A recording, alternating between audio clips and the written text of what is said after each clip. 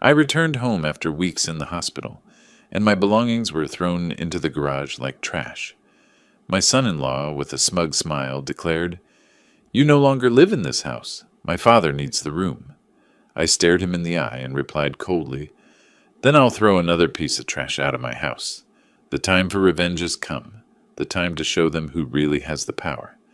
Before we continue, please subscribe to the channel and write in the comments what time it is where you are now. I pulled into the driveway at 4:17 on a Wednesday afternoon, my lower back aching from 3 weeks of hospital chairs and my sister's lumpy guest bed. The March sky hung gray over Portland, threatening rain but holding off. I'd stopped at that toy store in Olympia on the way back, the one with the wooden trains in the window. My grandchildren would love those. Emma was learning her colors, and little Marcus couldn't get enough of anything with wheels. The gift bag sat on the passenger seat beside an envelope containing $3,000 in cash. I'd withdrawn it before leaving for Seattle, money I'd been setting aside for Jennifer's roof repair. The shingles were curling badly on the south side. She'd mentioned it last fall, worried about leaks. That's what fathers do. We fix things. We provide. I gathered the bags carefully, tucked the envelope in my jacket pocket, and grabbed my travel duffel from the trunk. My knees protested as I straightened. 64 years means your body keeps score of every choice you've made. 3 weeks sleeping in that chair beside my sister's hospital bed had added interest to the debt. The front door was unlocked. I pushed it open with my shoulder, called out a greeting. "I'm home. Where is everyone?" Silence answered. Not the peaceful quiet of an empty house, but something thicker, expectant. I set the gift bags on the entryway table, noticing Jennifer's keys in the bowl, Kevin's jacket on the hook. Someone was home. I moved down the hallway toward the bedrooms, intending to drop my duffel in my room and maybe lie down for 20 minutes before dinner. The master bedroom door was closed. Unusual. I heard voices behind it, low, conversational, comfortable. Instead of knocking, I turned toward the garage. I'd put the duffel there first, come back for the gifts, give them a moment to finish whatever conversation they were having. I opened the door to the garage and reached for the light switch. Cardboard boxes, dozens of them stacked against the walls, creating narrow pathways through what had been my workshop space. I stepped inside, my hand still on the switch, and read the nearest label in Jennifer's handwriting. Merle, clothes. The box beside it. Merle, books. Another. Merle, personal items. My framed photographs, the ones that had sat on my dresser for 30 years. Jennifer's kindergarten picture, my wedding photo, my parents' anniversary portrait, stacked carelessly in an open box, bubble wrap bunched around them. I picked up Jennifer's kindergarten photo. The glass was cracked, a diagonal split, cutting right through her gap-toothed smile. I don't remember dropping my duffel. I don't remember how long I stood there, staring at my life packed away like inventory for a storage unit.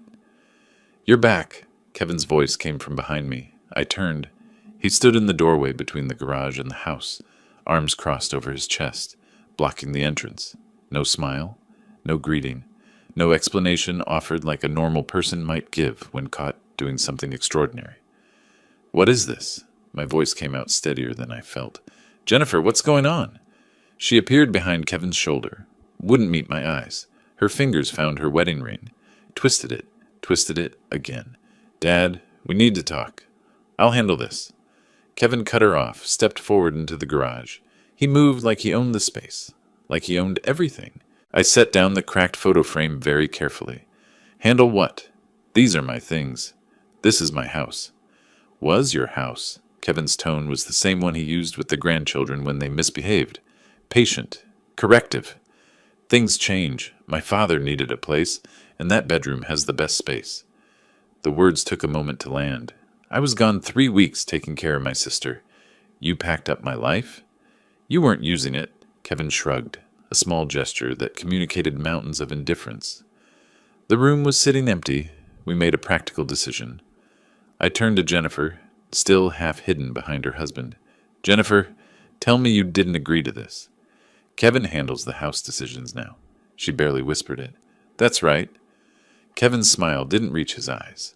New rules for a new situation. A sound from the doorway. An older man emerged from the hallway behind Jennifer. Tall, gray-haired, wearing a bathrobe. My bathrobe. He surveyed the garage, saw me standing among the boxes, and his lips curled slightly. Satisfied, he turned and walked back down the hallway. I heard the master bedroom door close. Kevin's father, Harold. I'd met him twice before, both times briefly. He'd struck me as arrogant then, the kind of man who treated waitstaff poorly and interrupted conversations. Your father is in my bedroom. He needs comfort. He's 65, has back problems. That room has the best mattress. The attached bathroom. Makes sense. I reached into my jacket, pulled out the envelope, held it toward Jennifer. My hand didn't shake. I brought money for the roof. $3,000 I saved. Kevin took it before Jennifer could move. Didn't open it. Didn't thank me. Just tucked it into his back pocket like I'd handed him spare change. Good. We'll need that. The garage has electricity. You'll be comfortable enough out here. He walked away. Jennifer followed. Neither looked back. The door closed. I stood there, surrounded by boxes containing everything I owned, in the garage of the house I'd paid off 15 years ago. From inside, I heard the television turn on in the master bedroom. Laughter. Harold's voice, loud and pleased with himself. I picked up the gift bags from where I'd left them in the doorway, set them down carefully on top of a box labeled Merle Shoes. I opened the box with Jennifer's photo again, lifted the cracked frame, ran my thumb across the broken glass. I didn't remember it being damaged before packing. Someone had been careless.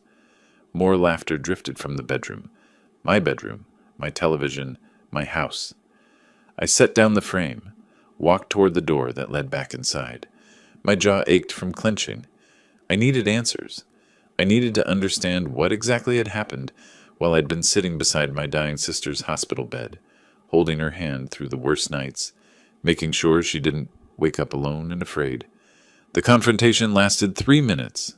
I found them in the living room, Kevin sprawled on the couch, Jennifer curled in the armchair, Harold holding the remote control like a scepter.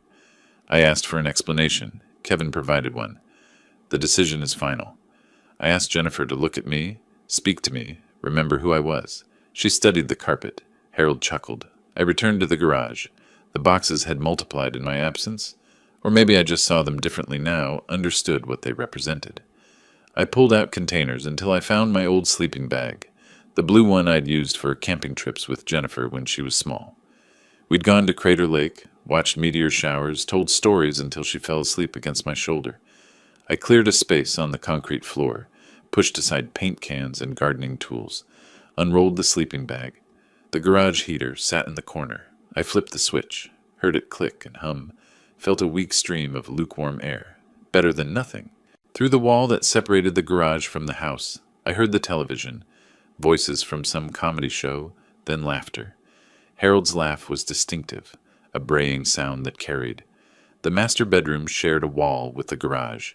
Every sound traveled through the drywall, the TV, footsteps, the creak of bed springs when Harold settled into what had been my bed. I lay down on the sleeping bag, still wearing my travel clothes. The concrete was hard beneath my shoulders. Cold seeped up through the fabric. I stared at the ceiling, at the exposed beams and the pull string for the overhead bulb, and listened to my family living comfortably in my house without me. Hours passed. The house went quiet around midnight. I didn't sleep. Instead, I thought about numbers. The mortgage I'd paid for 30 years. Finished 15 years ago. The property taxes.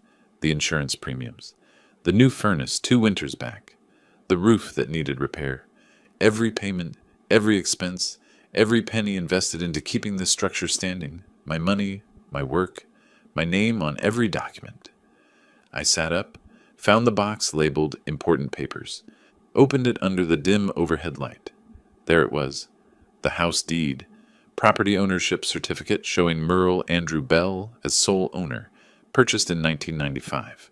The mortgage satisfaction letter from the bank, dated 2010. Utility bills, all addressed to me. I spread them across an overturned crate, studied them like a lawyer reviewing evidence. Jennifer's name appeared nowhere.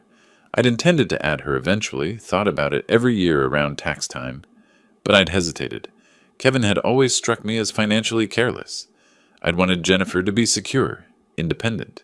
Maybe subconsciously I'd known something. I looked at the documents. then at the wall separating me from the master bedroom. Laughter started again, late-night television, some talk show. Harold found something hilarious. The eastern window above my workbench began to glow gray around 6 in the morning. I'd been awake the entire night, running scenarios, doing calculations, understanding exactly where I stood legally and morally. I stood, joints, protesting, and walked to the door that led into the house. Opened it quietly. The kitchen was dark, but I saw light from the hallway. I moved carefully, hoping to find Jennifer alone, to speak with her before Kevin woke and inserted himself between us again. I stopped in the kitchen doorway. Harold sat at the head of the dining table. My spot. The chair I'd occupied for every meal since moving into this house. He wore a different bathrobe now. This one was new, expensive looking. Jennifer stood at the stove, her back to me, making breakfast. The smell of coffee filled the air. "More coffee, dear." Harold held out his mug without looking at her. Jennifer filled it immediately, set the pot back, returned to the stove. I must have made some sound. Harold's head turned. He saw me standing there, studied me with amusement. "Well, look who decided to join us. Sleep well out there." I ignored him, kept my eyes on Jennifer's back. "I need to speak with my daughter." "She's busy. Family breakfast time. Can we talk? Alone?" Jennifer's shoulders tensed, but she didn't turn from the stove. "Dad, now isn't a good time." Footsteps on the stairs. Kevin descended, saw me standing in the doorway, and moved past me to kiss Jennifer on the cheek. He didn't acknowledge my presence at all, just sat down beside Harold and reached for the juice pitcher. "You heard her. We're eating." I stepped into the room, felt the shift in atmosphere, the way Kevin's posture straightened, the way Harold set down his coffee mug with a deliberate clink. "This is my house." Each word came out precise, controlled. "I bought it 30 years ago. My name is on every document." Kevin pulled out his chair, sat with exaggerated casualness. "And Jennifer is your daughter.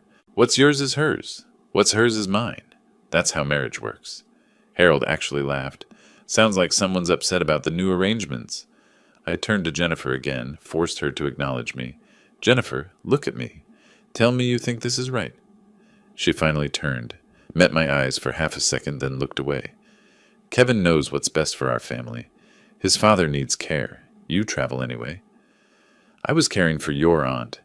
Harold leaned back in his chair. My chair, and spread his hands magnanimously. "Look, boarder, we don't want trouble. You can stay in the garage as long as you follow house rules. Kevin's rules." Boarder. The word hung in the air. A tenant, a guest.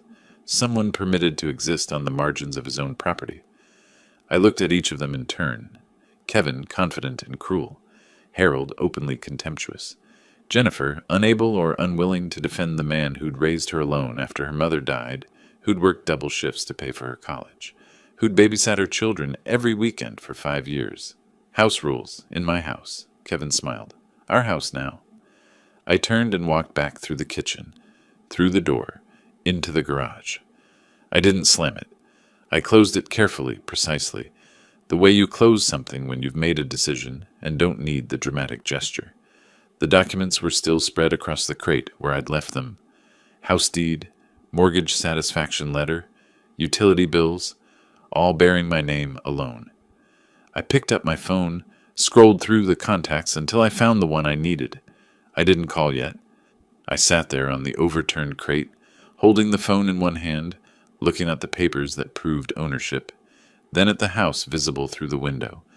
The laughter from the master bedroom started up again. Some morning show. Harold enjoyed his comedy. They thought I was weak. They thought I'd accept this. They'd forgotten something important about the man they'd just exiled to his own garage.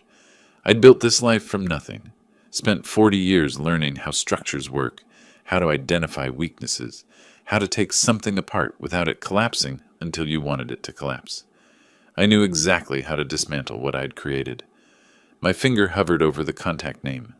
Not yet. First, I needed to understand the full scope of what they'd done. Needed to know every detail, every piece they'd moved while I was gone. Then I'd start making calls. The garage felt different in daylight, less like exile, more like a staging area. I pulled my travel duffel from the trunk, added clean clothes from the box labeled with my name, toiletries from another. Methodical. visible through the window that faced the kitchen. I wanted them to see me packing. The front door opened as I loaded the bag into my car. Kevin stepped out, watched me work. Didn't offer help, didn't ask questions. Just observed, arms loose at his sides, waiting to see what I'd do. I closed the trunk, walked to where he stood, blocking the doorway. "I'm heading to a motel. Give you folks some room." His expression shifted, relief poorly disguised as concern. "Probably for the best. Less tension for everyone. Especially for the grandkids." "Right, the grandkids." He said it like he'd forgotten they existed until I mentioned them. Jennifer appeared behind him, still in her bathrobe, though it was past 9. She followed me to the car, her slippers scuffing against the driveway concrete. "Dad, you understand, don't you? Kevin's father has health issues." I loaded the last bag without looking at her. "I understand everything now." "I knew you would. You're always so reasonable." Reasonable? The word tasted bitter. I'd been reasonable for 64 years. Reasonable when her mother died and I raised her alone. Reasonable when Kevin lost his 3rd job and I paid their mortgage for 6 months. Reasonable when they asked to move in temporarily 5 years ago and that temporary arrangement calcified into permanence. I drove away watching them in the rearview mirror, Kevin's arm around Jennifer's shoulders, both of them relaxed, victorious. The Budget Inn on 82nd Avenue wasn't picturesque. The carpet was older than my grandchildren, the air conditioning wheezed, and the parking lot needed resurfacing. But the weekly rate was fair, and the clerk didn't ask unnecessary questions when I said I'd be staying a while. I spread my documents across the narrow desk in room 217. The house deed looked smaller outside the safe deposit box, less impressive on cheap laminate than it had in my mind. But the words were clear. Sole owner, Merle Andrew Bell. Purchase date, April 12th, 1995. 30 years ago, I'd been 34. Jennifer was 6. My wife was still alive. My old wallet sat at the bottom of the document box. The leather cracked and faded. I opened it out of habit more than hope. Behind an expired Costco card and a photo of Jennifer, at her high school graduation, I found it. The safe deposit box key, brass and small, attached to a paper tag with my account number. Wells Fargo downtown still had the same marble floors I remembered from when I'd opened that box 20 years back. The security procedures had updated. More cameras, more forms, a younger employee who scanned my ID 3 times before leading me to the vault. "Haven't seen you in a while, Mr. Bell. Everything okay?" I pulled the long metal box from its slot, felt the weight of it. Just need to review some documents, making sure everything's in order. Smart to keep copies. You'd be surprised how many people lose important papers. I'm not planning to lose anything. Inside, the original house deed with its embossed seal, the title insurance policy, the mortgage satisfaction letter from 2018. I remembered that day making the final payment, feeling the weight of 3 decades of monthly checks finally lift. I'd taken Jennifer and the grandkids out for dinner to celebrate. Kevin hadn't come, some work obligation he couldn't miss. The FedEx office on Burnside had better lighting than the motel. I spread everything across their counter: deed, title, mortgage certificate, 2 years of utility bills showing only my name, bank statements proving every payment had come from my account alone. That's a lot of documentation. Legal matter? The worker was young, maybe 25, with tattoos covering both forearms. His name tag read Marcus, same name as my grandson. Property matter. Hope it works out for you. I watched the machine produce certified copies, each page emerging warm and crisp. It will. Back in the motel room, I created order from chaos. Original documents in one stack, copies in another, my handwritten notes in a third. I pulled out the motel notepad and constructed a timeline. April 1995. Purchased house. $180,000, 30-year mortgage. September 2012. Jennifer married Kevin March 2018. Final mortgage payment. House fully paid. January 2020. Jennifer, Kevin, and kids moved in temporarily. March 2025. My belongings moved to garage. Harold moved into master bedroom. The dates told a story. I'd owned the house outright for 7 years before Jennifer moved in. The marriage predated my final payment by 6 years. Nothing about their claim held legal water. I remembered a conversation from 2 years ago. Kevin at my kitchen table. Calculator out. Yellow legal pad covered in numbers. With estate taxes, Jennifer could lose 40% of the value. Better to keep it in your name for now. Protection for her. At the time, I'd thought he was being prudent, protecting his wife. Now I saw it differently. He'd been protecting himself. If the house was in Jennifer's name and they divorced, he'd have claim to half. But as long as it remained mine, he had to keep her happy to maintain access. My laptop screen glowed in the dim motel light. I typed, Oregon tenant eviction laws. The results filled pages. I read about lease requirements, notice periods, tenant rights. I learned about Oregon revised statutes, landlord obligations, formal eviction procedures.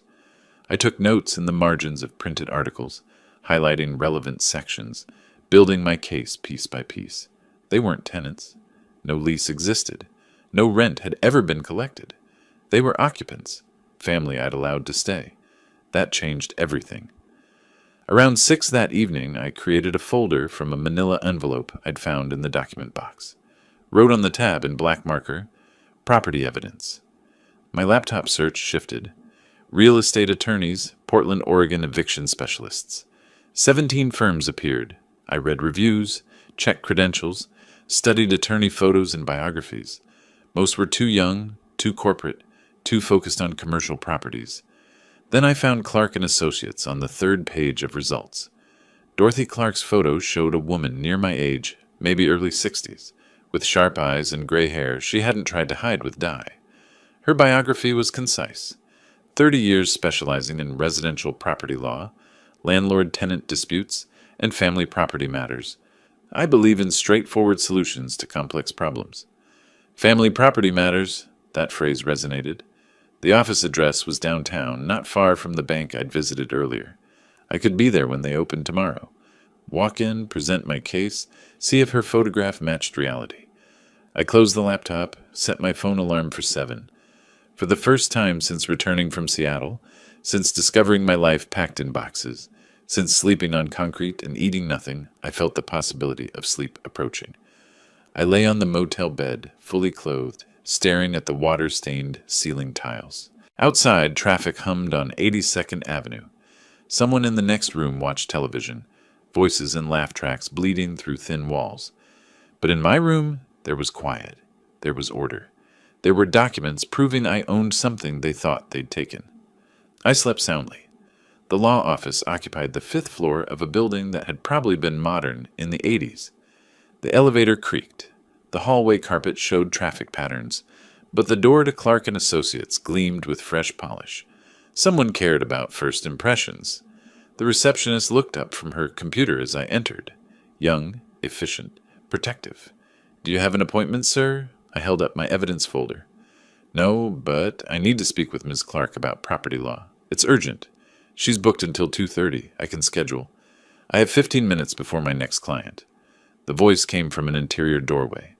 Dorothy Clark stepped into the lobby, and her photograph hadn't lied. She stood maybe 5'6", wore a navy suit that suggested competence without trying for intimidation, and her eyes assessed me in the time it took to cross the room. "Come in." Her office was organized but not sterile. Law degrees from Lewis and Clark covered one wall, an Oregon State bar certificate hung beside them. A single photograph sat on the credenza, a younger woman, maybe 40, smiling in front of an ocean backdrop. Her daughter, probably. The desk held neat stacks of folders, a laptop, a coffee mug with the firm's logo. She gestured to a leather chair across from her desk, sat in her own, leaned forward slightly. "Tell me the situation, just facts. Who owns what? Who lives where? What happened when?" I started to explain about Jennifer, about coming home to find... "Start with the property. When did you acquire it? Is anyone else on the title?" Her interruption was gentle but firm. She wanted foundation, not emotion. "I bought it in 1995, paid it off in 2018. Only my name on everything." "Your daughter lives there now?" "With her husband, their kids, and now his father. They moved my things to the garage while I was caring for my sister." Dorothy pulled a legal pad toward her, wrote quickly. "Do they pay rent? Is there a lease?" "No. I pay everything. Utilities, property tax, insurance." She looked up from her notes, and something in her expression shifted. Still professional, but with an edge of understanding. Then you have perfect legal standing. This isn't complicated. But she's my daughter. People will think. People will think what they think. What matters is what's legal and what's right. Are those the same thing to you? The question hung between us. I thought about Harold in my bathrobe, Kevin taking my money without thanks, Jennifer unable to meet my eyes. They should be. They are here. Dorothy stood, walked to her conference table, gestured for me to join her. Show me what you brought. I spread the contents of my folder across the polished surface. She moved through them methodically, using sticky notes to mark key documents, making annotations on her legal pad. Her efficiency was remarkable. No wasted movement, no unnecessary questions. House deed, sole ownership, mortgage satisfaction, dated 2018. Utility bills for 24 months, all in your name. Bank statements showing all payments from your account. She straightened, crossed her arms. Mr. Bell, this is textbook perfect. They have no lease, no tenant rights, no legal claim to occupancy. Oregon law allows no-cause eviction with proper notice. How much notice? Depends on how long they've lived there. More than a year? 5 years. She nodded, moved to a whiteboard mounted on her wall, picked up a blue marker. Then we follow this progression. She drew 3 boxes connected by arrows. Step 1, 30-day no-cause eviction notice, properly served. Step 2, if they don't comply, utility pressure, you stop paying bills, though that's risky. Step 3, formal eviction proceedings through court. How long does all that take? If they fight it, 2 to 3 months total. If they're smart and leave after the notice, 30 days. I watched her write Oregon Revised Statutes 90.427 beneath the first box. The statute number meant nothing to me, but her certainty did. What happens if they claim I'm trying to hurt my grandchildren? Make me look cruel? Dorothy set down the marker, returned to her chair. When she spoke, her voice had changed, still professional, but carrying weight beyond legal expertise. 3 years ago, my son tried to have me declared incompetent. He wanted my law practice, claimed I couldn't manage contracts anymore, couldn't be trusted with client matters. He had a psychiatrist ready to testify, had gathered statements from people I'd supposedly confused in conversations. I sat forward. What did you do? I took him to court, brought my own expert witnesses, my client testimonials, my case records showing 0 errors. I won. Haven't spoken to him since. Any regrets? Her eyes met mine directly. Only that I didn't act sooner. Family doesn't mean accepting abuse, Mr. Bell. It means expecting better. And when they can't meet that expectation, it means protecting yourself. The photograph on her credenza made sense now. Not a son's picture, but a daughter's, the child who'd presumably stood by her. How do we start? Dorothy pulled a pre-printed form from her desk drawer. I draft the eviction notice today, have it notarized tomorrow, serve it Monday by certified mail and sheriff's deputy. That starts your 30 days. You pay me a flat fee of $2,500, plus court costs if we need to file. After that, you direct all communication from them to me.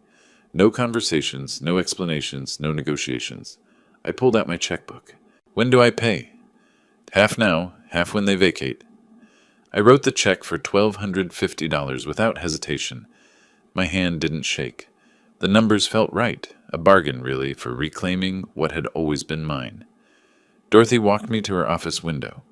We stood side by side, looking down at the street 5 floors below.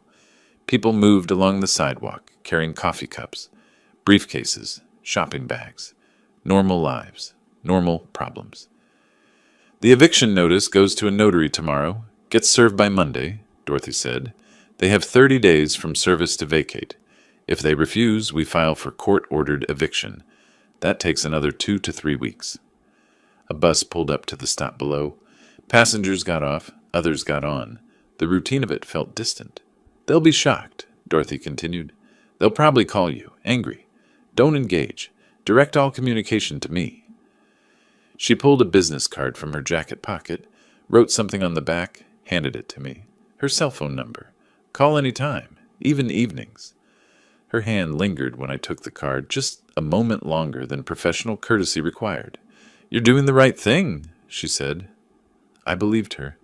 I hadn't believed much of anything recently. Not Jennifer's excuses, not Kevin's justifications, not my own ability to fix what had broken. But I believed Dorothy Clark. What do I do until Monday? She smiled slightly, the first time her expression had softened since I'd entered her office. Whatever you want. Just don't go back to that house. Not yet. I left her building and walked to my car. The spring air smelled like rain coming, and the downtown buildings threw long shadows across the pavement.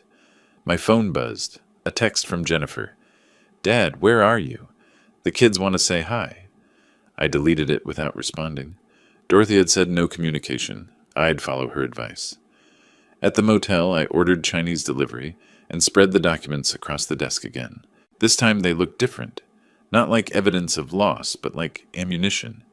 Proof I wasn't helpless, wasn't without recourse, wasn't the confused old man they'd assumed would simply accept displacement. Monday was 3 days away, 72 hours until the notice arrived, until their comfortable assumption of victory shattered. I ate my dinner slowly, tasted every bite, and slept better than I had in weeks. The coffee shop near the motel smelled like burnt beans and cleaning solution.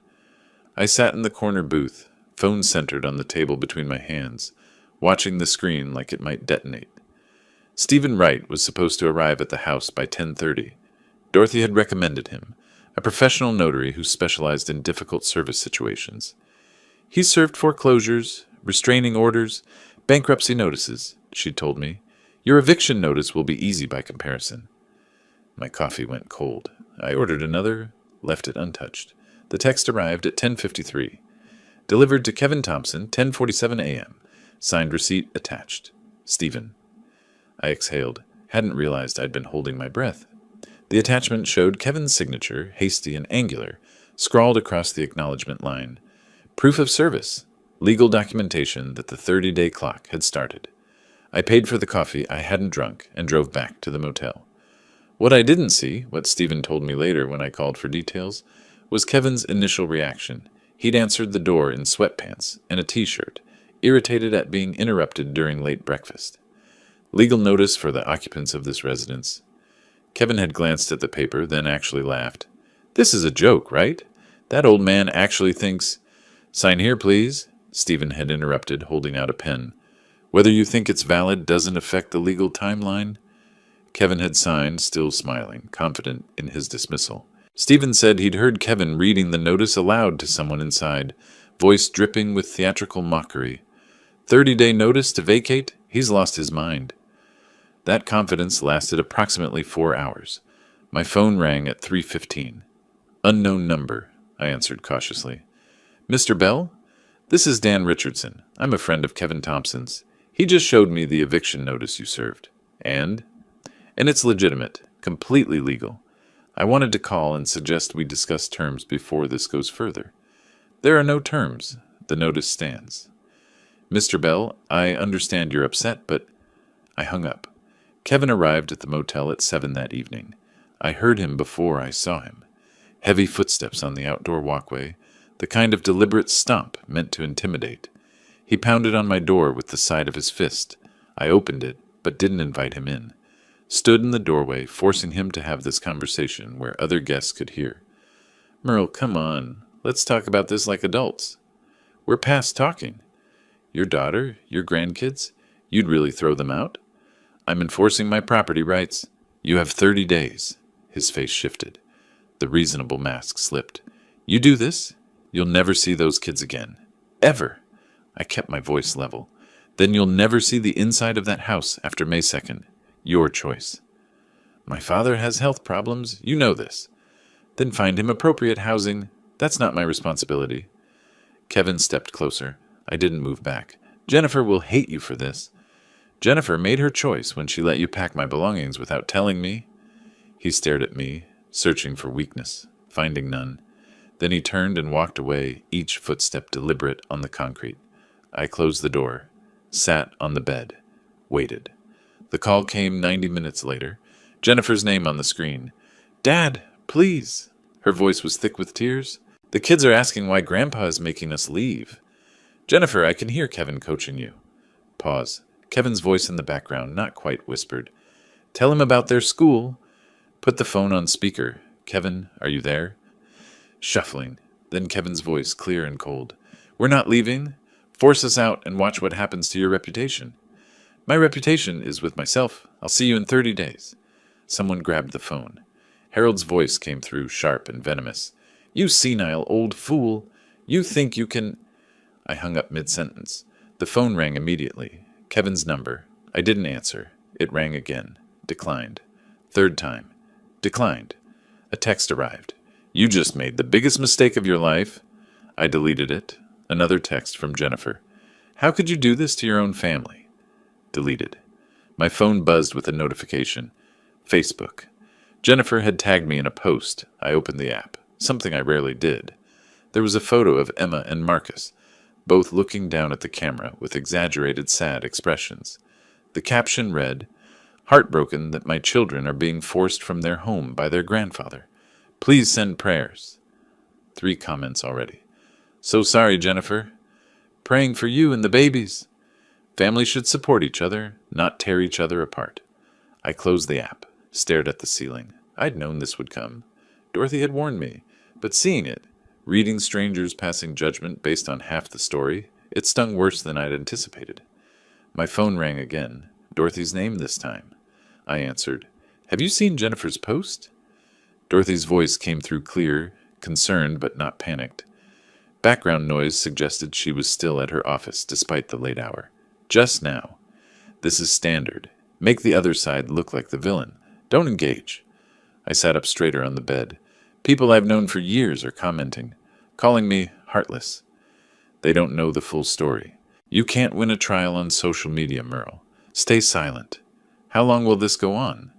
Until they realize it's not working or until the 30 days are up, whichever comes first. She was right. I knew she was right. But knowing didn't make it easier. The next morning, I checked Facebook against my better judgment. Jennifer's post had multiplied overnight. 17 comments now. Former colleagues from the architecture firm where I'd worked for 30 years. Neighbors from the street where I'd lived since Jennifer was 6. Mrs. Patterson from 3 doors down. This breaks my heart. Those poor babies. A new post appeared while I watched. A photo of Harold sitting in an armchair, looking frail and worried. Jennifer's caption, Facing homelessness at 65 with serious health conditions. Where is the compassion? I closed the app, threw the phone on the bed. Wednesday morning, the motel office called my room. Mr. Bell, there's a certified letter here for you. The envelope was from Martin Webb, attorney at law. The return address was a strip mall on 122nd Avenue. I opened it standing in the parking lot. Dear Mr. Bell, I represent Kevin Thompson, Jennifer Thompson, Harold Thompson, and minor children Emma and Marcus Thompson. Your attempt to evict my clients constitutes elder abuse of Mr. Harold Thompson and endangers the welfare of minor children by creating housing instability. I read it twice. The accusations were baseless. I knew that even without legal training. But the words still landed. Elder abuse, endangering minors, constructive eviction. The letter made me sound monstrous. I called Dorothy from my car. It's posturing, she said after I read her the relevant sections. Webb is a strip mall lawyer, trying to scare you into backing down. The notice stands. But what if... No what ifs. The law is the law. Everything else is noise. I wanted to believe her, tried to hold on to her certainty. Thursday afternoon, I needed groceries. Basic things. Bread, milk, coffee. The kind of shopping you can't avoid even when you'd rather hide in a motel room. Fred Meyer on 82nd was busy for a weekday. I grabbed a cart, headed for produce, picked up apples, moved toward the dairy section. Merle! Mrs. Patterson stood near the bananas, her cart half full.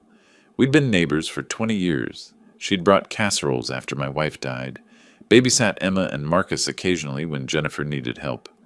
Hello, Nancy. She gave me a look I'd never seen from her before. Cold, disappointed. I saw what Jennifer posted. Those poor children. There's more to the situation than... I never thought you'd be that kind of grandfather. Just never thought it. They moved into my house and... She was already walking away, shaking her head. There's always another way. Always. I stood there, hand on the cart handle, surrounded by people buying vegetables and going about normal Thursday afternoons. I abandoned the cart in the aisle and left. Back at the motel, Dorothy's text was waiting. Need to talk, not about the case, about you. Coffee tomorrow? I stared at the message for a long time. Type back, "Not sure that's necessary." Her response came immediately. "It is. 1 o'clock. The Calf, on Hawthorne near 35th. Please." I agreed because I didn't have the energy to refuse. The Calf was quiet, tucked between a bookstore and a vintage clothing shop. Dorothy was already there when I arrived, sitting at a corner table with 2 coffee cups in front of her. "I ordered yours already. Black, right? How did you know? You strike me as someone who doesn't complicate things unnecessarily." We sat in silence for a moment. I sipped the coffee. It was good. Better than the motel or the chain place I'd been frequenting. "Maybe everyone's right," I said finally. "Maybe I am being cruel." Dorothy set down her cup carefully. "Tell me something. When your daughter let her husband pack your belongings, was that kind?" "No, but when they gave your bedroom to his father without asking, was that respectful?" "No." "Then why are you the one questioning yourself?" I didn't have an answer. Dorothy leaned back, studied me for a moment. When she spoke again, her voice carried a different weight. "My son brought a psychiatrist to my office 3 years ago. Said I was showing signs of dementia. Wanted me evaluated for competency." I looked up. "Your own son?" "He needed me incompetent to take over my practice. He'd already talked to 3 of my partners about a smooth transition once I was declared unfit." "What did you do?" "I fought. I hired my own experts, brought my case files, demonstrated my competency in front of a judge. I won." She paused. "I lost him, but I kept my dignity and my business. Do you regret it?" "I regret that he forced me to choose, but I don't regret choosing myself." The Calf was warm despite the rain starting outside. A young couple sat near the window, laughing over something on a phone. Normal life continuing around us. "What if I lose everyone?" I asked quietly. Dorothy reached across the table. Her hand covered mine, warm and solid. "Then you find new people. Better people.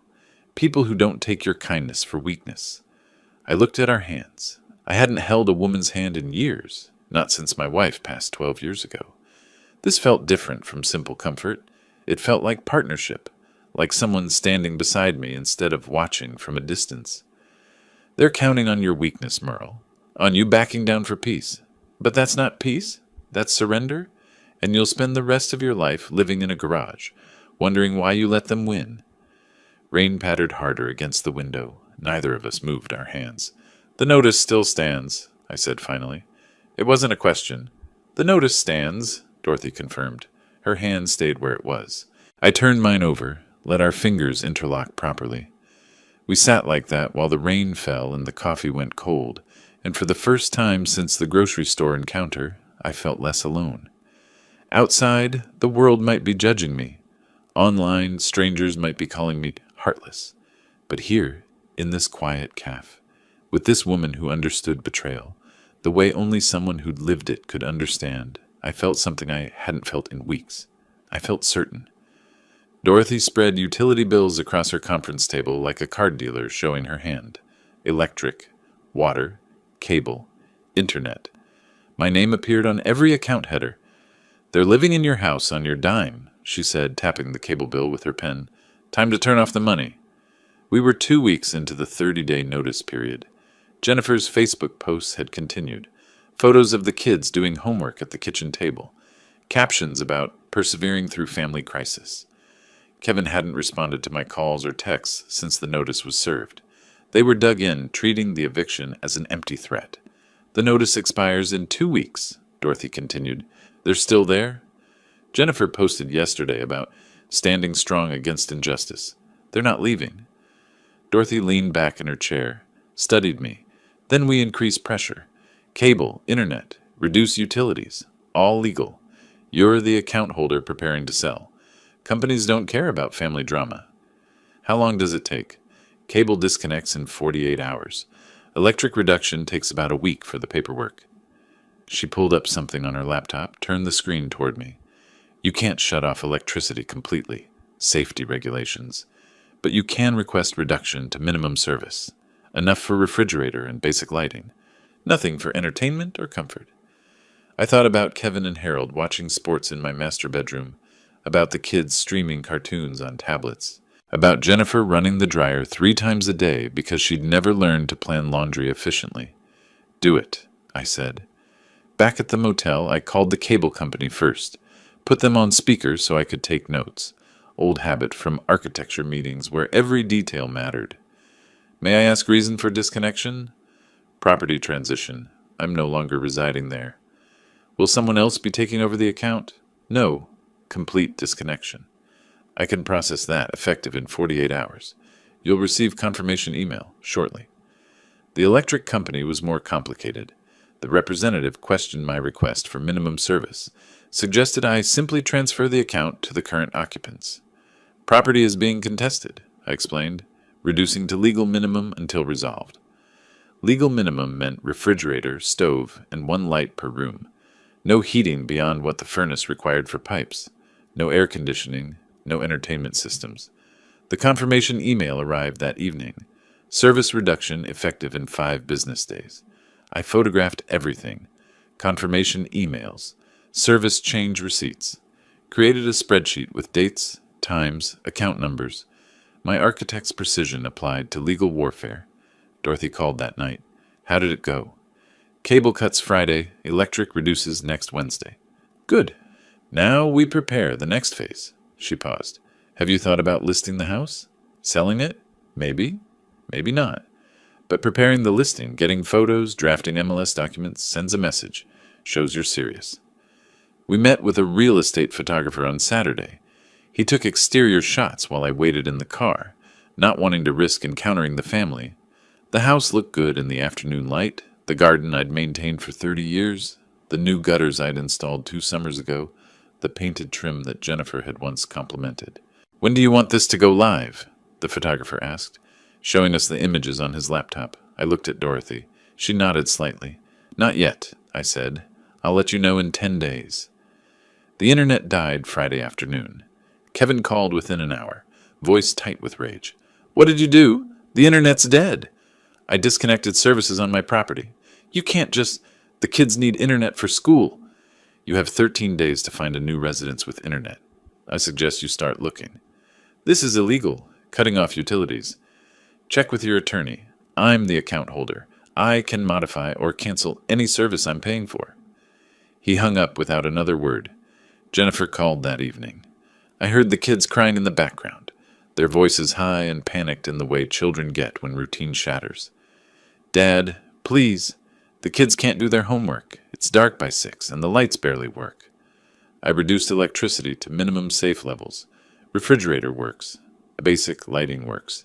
Anything else requires you to open your own account. We can't afford. Then perhaps you should consider the housing I was providing wasn't as burdensome as Kevin made it seem. Silence. Then quietly, Mom would be ashamed of you. The words landed, sat heavy in my chest. I'd been expecting them, had prepared for them, but hearing them still hurt. Your mother taught you better than this, Jennifer. She'd be ashamed of how you've treated me. I ended the call before she could respond. 2 days later, Dorothy and I sat in the photographer's office reviewing the house images. He'd done excellent work. Professional staging, perfect lighting. The property looked worth $20,000 more than market value. Send these to Kevin, Dorothy suggested. No words, just the photos. I hesitated only a moment, pulled out my phone, selected all 12 images, forwarded them to Kevin's number. 3 dots appeared immediately. Kevin was typing. Then they stopped. Started again. Stopped. No message came. Dorothy's hand found mine on the desk. Her fingers were warm, steady. He knows now, she said quietly. He knows you'll really do it. We sat watching my phone screen, waiting for a response that never arrived. The silence felt louder than any of Kevin's threats had been. Outside the window, Portland went about its Tuesday afternoon. Cars passed. People walked dogs. Normal life continuing while I dismantled mine, piece by careful piece. But Dorothy's hand stayed where it was, and that felt more solid than anything I'd lost. Dorothy closed her office door, which she'd never done before. Usually we left it open during meetings, professional courtesy, nothing to hide. She sat beside me on the leather couch instead of across the desk. I have a practical solution to discuss. Her tone was careful, measured. She knew I'd resist. About the case? About where you're living. She pulled out her phone, showed me photos of a small house. Cream-colored siding, red front door, garden with late-blooming tulips. I have a rental property, Selwood area. Current tenant moved out last month. That's nice, but I can manage the motel. Merle, I've been to that motel. It smells like disinfectant and sadness. The house is sitting empty. Use it. I can't accept. This isn't charity. It's practical. She met my eyes directly. I can't have my client living in depression when he needs to stay sharp. The house was 15 minutes from her office, tucked on a quiet street where maples met overhead, forming a canopy. Dorothy unlocked the front door and I stepped into sunlight. Actual warm sunlight streaming through windows that hadn't been covered with heavy curtains to block out motel parking lot lights. 2 bedrooms, updated kitchen with white subway tile, hardwood floors that creaked pleasantly underfoot, a back door that opened to a small garden with raised beds ready for planting. I stood in the living room, feeling my shoulders drop for the first time in weeks. This is too much, Dorothy. It's a house. Empty houses deteriorate. You'd actually be helping me by keeping it occupied. I'd insist on paying rent. Fine. Pay me when you sell your house and this nightmare's over. Until then, consider it case expenses. I almost smiled. That's not how case expenses work. I'm the attorney. I decide how they work. We loaded my belongings from the motel, 2 suitcases, a box of documents, my laptop bag. Everything I owned fit in the trunk of her car. She drove, refused to let me take my own vehicle, said something about paperwork she needed me to sign at the bungalow. Unpacking took 20 minutes. Dorothy knew where everything should go without asking. Clothes in the bedroom closet, toiletries in the bathroom, documents in the second bedroom that could serve as an office. She moved through the space like she'd planned this, like she'd visualized me living here before offering. In the kitchen, she opened the refrigerator. Milk, eggs, bread, fresh vegetables, pasta, marinara sauce. You stocked it? I stared at the shelves. I had a feeling you'd say yes eventually. Confident, aren't you? Practical. I'm always practical. I pulled out the pasta, examined the label like it held answers. Is that what this is? Practical? She didn't answer immediately. Opened a cabinet, found a pot without having to search. What else would it be? We cooked together in that small kitchen. She started the water boiling while I chopped vegetables. We bumped into each other, reaching for olive oil, laughed when she dropped a spoon and I caught it before it hit the floor. Easy, natural, like we'd done this before in some other life. Sun came through the window above the sink, caught her profile as she stirred the sauce. Gray hair, reading glasses pushed up on her head, the slight smile she wore when concentrating. I realized I was happy, genuinely happy. Not just content or distracted or managing, actually happy. When had I last felt that? You read architecture history? She'd found my books while unpacking, held up a volume on Victorian design.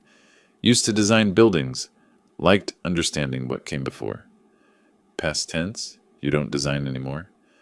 Retired 5 years ago. Thought I'd have time for other things, like being pushed into a garage. I laughed despite myself. That wasn't part of the retirement plan. We ate at the small dining table. The pasta was simple, perfect. Dorothy asked about my career, about buildings I'd designed. I asked about her daughter in Boston, what she did, whether they were close. When's the last time someone cooked you dinner? I asked. I usually cook for myself. That's not what I asked. She considered, fork paused halfway to her mouth. My daughter, maybe 2 years ago, before she moved to Boston. You must miss her. Every day, but she has her life. I have mine. Does it get easier, the distance from family? Dorothy set down her fork, looked at me across the table. You learned to fill the space differently. My phone buzzed. I ignored it. It buzzed again. Jennifer's name on the screen. I picked it up, read the text aloud. Harold and Kevin had huge fight. Kids are scared. Please reconsider. Dorothy read it over my shoulder, said nothing, just squeezed my hand where it rested on the table. We washed dishes together. She scrubbed, I dried. The window over the sink looked out on the garden, twilight settling purple over the raised beds.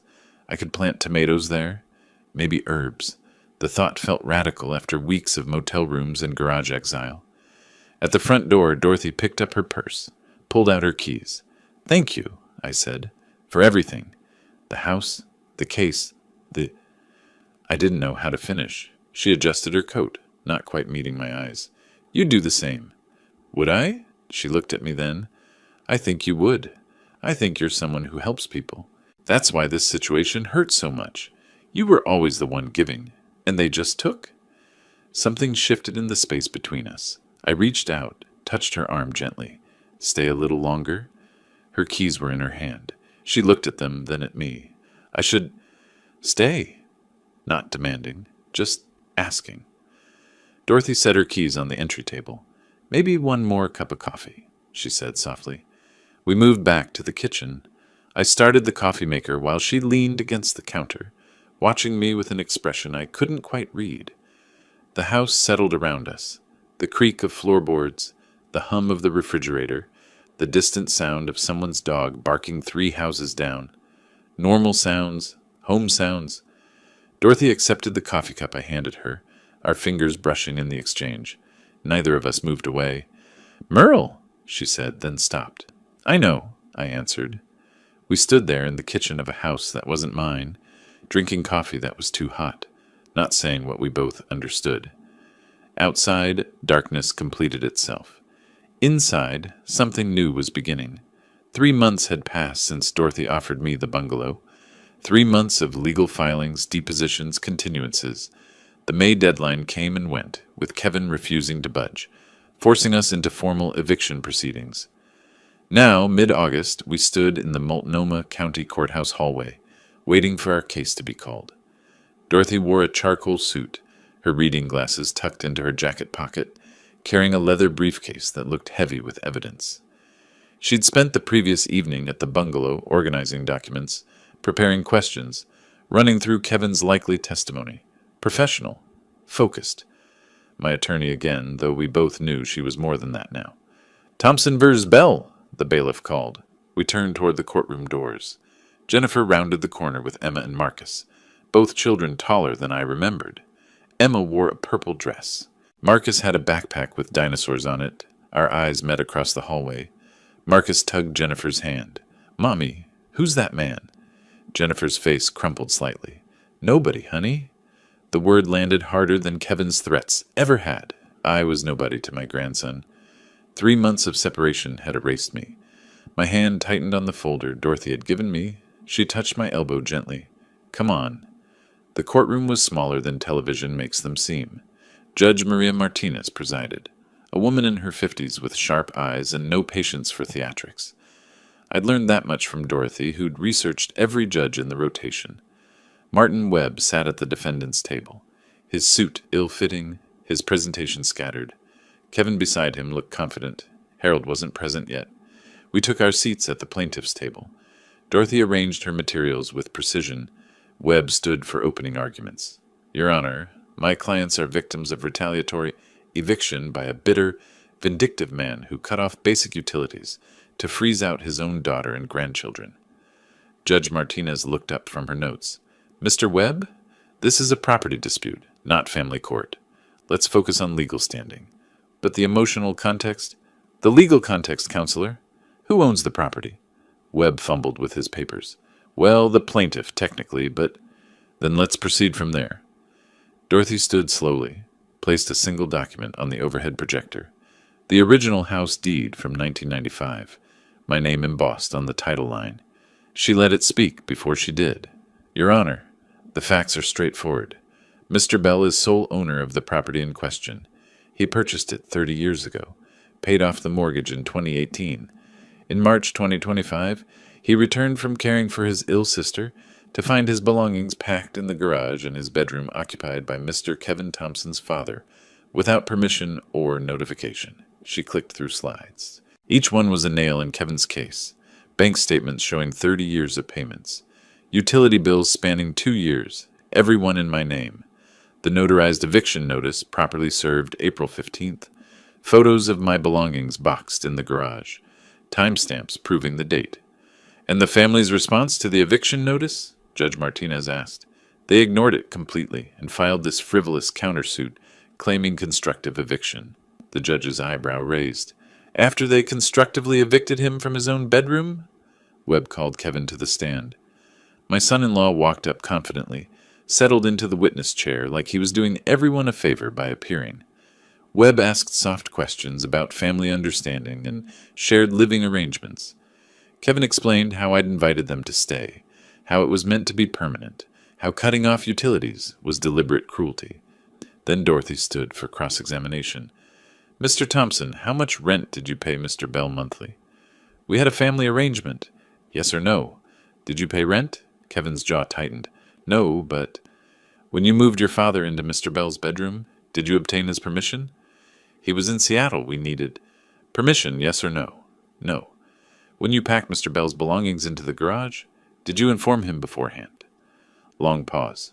Kevin glanced at Webb, found no rescue there. "No." Dorothy presented manila folders in sequence like dealing cards. Stephen Wright's notary affidavit about Kevin's initial mockery when served.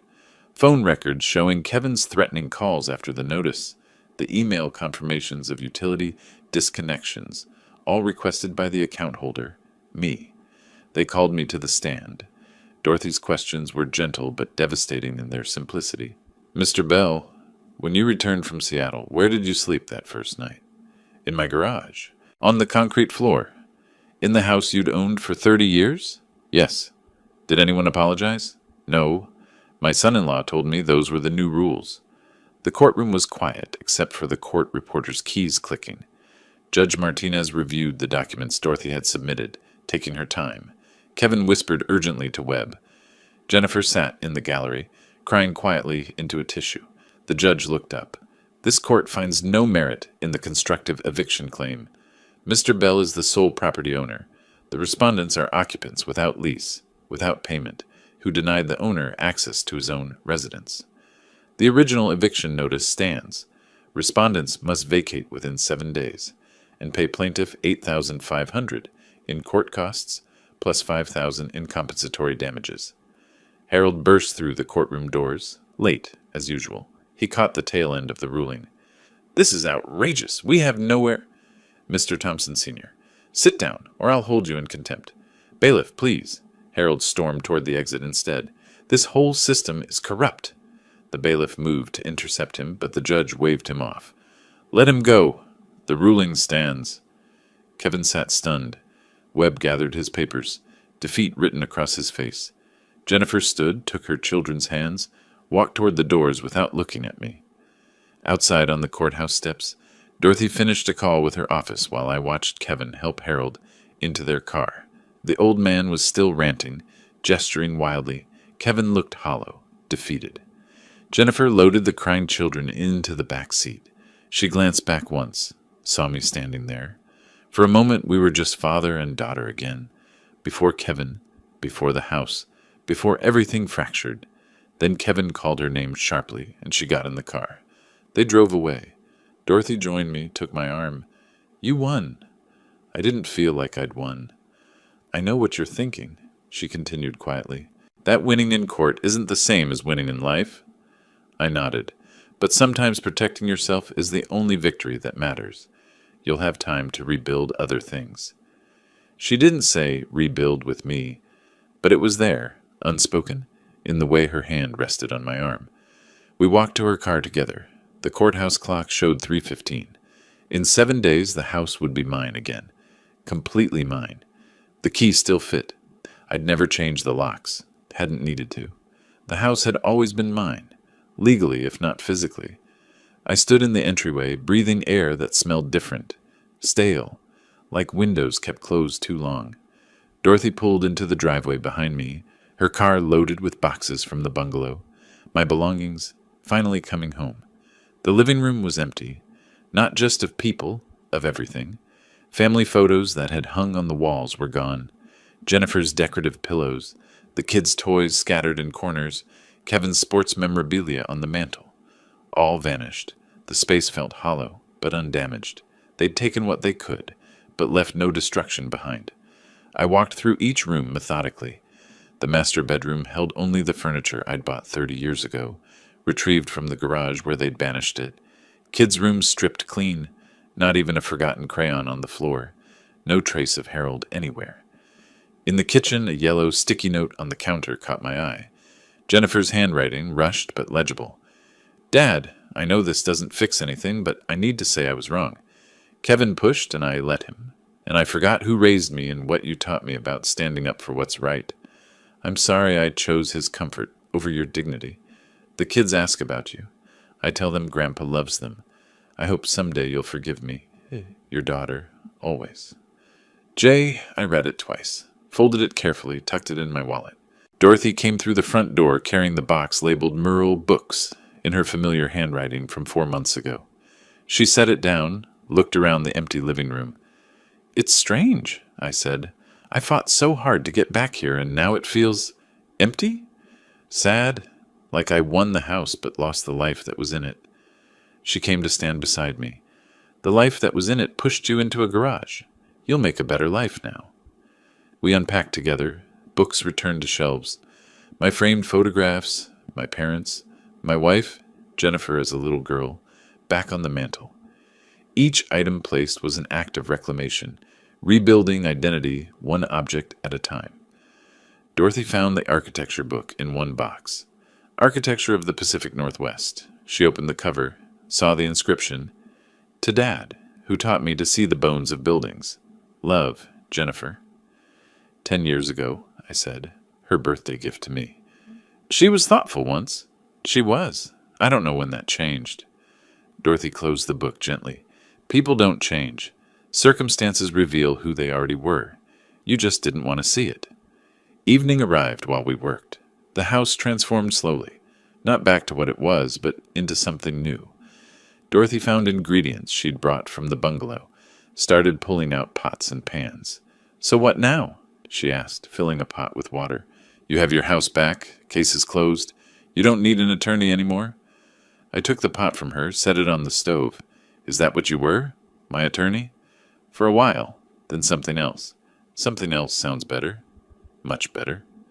We cooked pasta, the same meal we'd made together twice before, once in her bungalow, once in this kitchen months ago when I'd thought life would always include Jennifer and the grandchildren. The ritual felt right, claiming the space together, writing new memories over old ones. After dinner, we carried our wine glasses to the back deck. The Adirondack chairs I'd built 20 years ago sat waiting. We settled into them as summer evening faded toward night. "I learned something through all this," I said. "What's that?" "That kindness without boundaries is just weakness. That I deserve respect in my own life. That losing people who don't value you isn't really loss." Dorothy set her glass on the deck railing. "And what did you gain?" I looked at her, gray hair catching the last light, comfortable in my space like she belonged there. "Clarity, strength, you. I was already here. I know, that's the best part." Stars appeared one by one. Somewhere in the neighborhood, wind chimes sounded. The house sat quiet behind us, empty but no longer lonely. "I should probably go," Dorothy said, but didn't move. "You could stay." I kept my voice casual. "I have a spare bedroom." She laughed softly. "A spare bedroom? I'm old-fashioned. So am I." We sat in comfortable silence. Dorothy reached across the space between chairs, found my hand. "Tomorrow," she said, "we could start putting pictures on the walls. Make it feel like yours again." "Ours," I corrected gently. Dorothy squeezed my hand. She didn't argue. In the kitchen, Jennifer's note sat folded in my wallet. Someday I might call her. Someday she might answer. We might rebuild something smaller but more honest than what we'd had before. But tonight, this moment, this piece, this was enough. The house was mine again. Dorothy's hand was warm in mine. The stars kept appearing, filling the dark sky with light. I'd lost a daughter, at least for now. Lost grandchildren who didn't recognize me. Lost the family I'd thought I had. But I'd gained myself back. Gained boundaries. Gained someone who saw my worth and stood beside me through the ugliest parts of reclaiming it. The evening air was cool, pleasant. Dorothy's thumb traced circles on the back of my hand. Neither of us spoke. We didn't need to. This was everything. If you liked this story, please like this video, subscribe to the channel, and share your impressions of this story in the comments. To listen to the next story, click on the box on the left. Thank you for watching.